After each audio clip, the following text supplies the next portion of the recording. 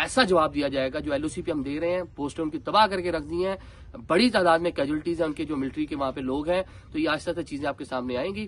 اور یہ ڈرون ہم نے خود آنے دیے, کوئی ایشو نہیں ہے, ایک لمبا بارڈر ہم شیئر کرتے ہیں ان کے ساتھ. اگر 70-80 مائل وہ آ گئے تو وائے کہ ہم ایک 10 روپے کی چیز کے لیے اپنا 10,000 روپے کا میزائل مار کے اس کو ضائع کریں. کیوں نہ ہم اس کو AK-47 سے نیچے گرا دیں, کیونکہ اس کی اوقات AK-47 والی تھی, تو ہم نے اس کے لیے AK-47 استعمال کیا, ہم نے اس کے لیے وہ G3 رائفل استعمال کی ہے, ہم نے اس کے لیے 222 رائفل استعمال کی ہے. شاید ایسے بھی ہیں جن کو ہم پسٹل سے بھی گرائیں, شاید ایسے بھی ہیں پاکستانی چھتوں سے جا کر ان کو پتھر مار کے بھی گرا دیں گے. یہی ان کا معیار ہے, ٹینشن نہیں لینی آپ نے. تو جتنی چیز آئے گی اس کا اسی طرح ہم اس کو جواب دیں گے, اسی طرح ہم اس کا کاؤنٹر کر لیں گے.